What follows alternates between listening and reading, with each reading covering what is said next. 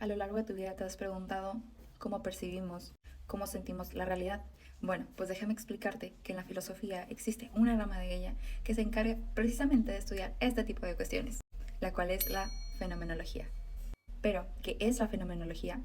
Bueno, la fenomenología es una teoría o corriente de pensamiento fundada por Edmund Husserl y Martin Heidegger a principios del siglo XX, en la cual se plantea el estudio de los fenómenos tal cual pasan en nuestra mente o conciencia.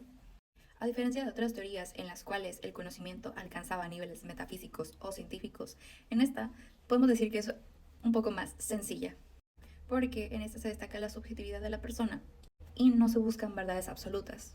Pongamos un ejemplo, un contraste entre el positivismo y la fenomenología.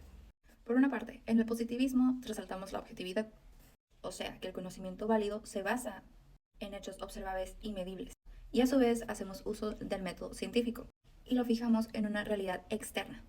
O sea, que asumimos una realidad externa independientemente de nosotros, la cual puede ser conocida objetivamente por el observador. Y bueno, ahora contrastándolo con la fenomenología, tenemos que principalmente destaca la subjetividad, o sea, que se basa en la experiencia subjetiva. No buscamos verdades absolutas y tenemos la realidad como experiencia. Ahora bien, con un ejemplo, imaginemos que estamos tomando una taza de café.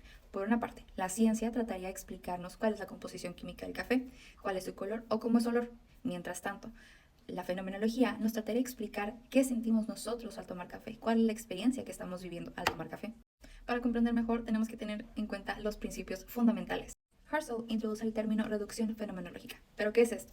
Esto es una herramienta la cual consiste en poner entre paréntesis o suspender cualquier juicio, suposición o afirmación para enfocarnos solo en la experiencia inmediata y directa de los fenómenos. Esta definición nos suena familiar, nos redirecciona al escepticismo con la epoge, donde se ponen en pausa cualquier afirmación, juicio, debido a que no tenemos las suficientes razones para aceptar una afirmación como verdadera o como falsa. Un ejemplo de ello, imaginemos que estamos viendo una pintura abstracta. En lugar de pensar, no entiendo esto, podemos pensar, ¿qué emociones me provoca ver esto? Hablando de la conciencia, Kant la define que es el conocimiento alcanzado por la sensación. En la fenomenología, la conciencia alcanza un papel muy activo, si no es que el más importante, ya que es el punto de partida esencial para comprender la experiencia humana. O sea, en lugar de asumir un mundo externo, como en el positivismo, nos centraremos en el mundo interno y cómo la conciencia da forma y sentido.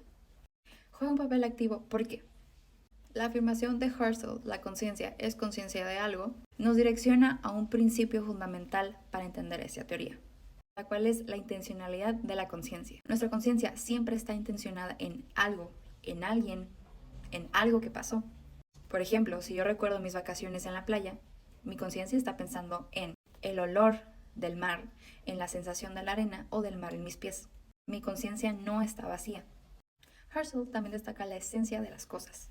La esencia se refiere a lo que hace a algo lo que es. Sí, es un juego de palabras. Más allá de sus características accidentales o cambiantes. Relacionando la conciencia y la esencia, Husserl nos dice que la esencia no es captada en el mundo físico, sino por la conciencia. O sea que podemos conocer la esencia de algo sin necesidad de observar muchos casos individuales. Otro concepto clave es el Lebenswelt o mundo de la vida. Husserl introduce ese término en sus escritos de las crisis de las ciencias europeas, donde señala que la ciencia ha roto con la experiencia vivida. Por eso la fenomenología trata de recuperar poco a poco el Lebenswelt para entender mejor cómo le damos sentido a la vida. Es previo a la ciencia y a la filosofía y es otro principio fundamental de la fenomenología. Pero bueno, la fenomenología ha estado en nuestra vida siempre. Por ejemplo, la fenomenología se hace presente en la psicología, ya que, como sabemos, la filosofía trata de entender cómo son las emociones de la persona, cómo experimentan su mundo subjetivo. Por ejemplo, los terapeutas preguntan, ¿cómo vives la ansiedad? ¿Cómo la experimentas a tu día a día? En la educación juega un papel importante para el aprendizaje de la persona, ya que el aprendizaje cuenta como experiencia vivida.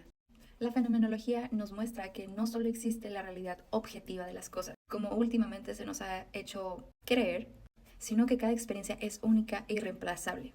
Y como ya lo dije, se presentan miles de cosas, desde cómo apreciamos el arte, las palabras de las personas y cómo lo usamos en la tecnología. Y nos ayuda principalmente a comprender mejor el mundo en el que vivimos.